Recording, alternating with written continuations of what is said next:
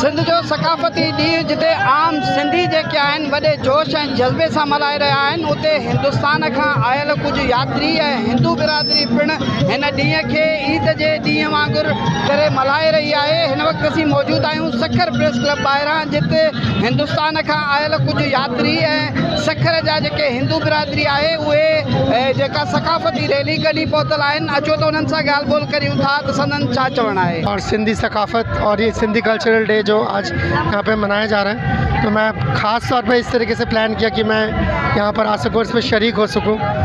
ये जो सिंधी लिबास है, अजरक है, टोपी है, एक सकाफ़त है जो कि तकरीबन 10,000 साल पुरानी जाती है। यहाँ पर जैसे सिंधी आप लोग बहुत खुशकिस्मत हैं कि आप सब यहाँ पे सिंध की धरती में, सिंध में रहते हैं। असां चऊं था त एकता जो ॾींहुं वरी असांजे लाइ उहा धरती खणी अचे जिते को हिंदू ईअं न सम्झे त ही का मुंहिंजी धरती न आहे। धरतीअ जा असुल वारिस ई सिंधी हिंदू आहिनि। सिंध सां संबंध आहे मुंहिंजो आदि खां, हिंदू न आहियां सिंधू मां जुगाद खां।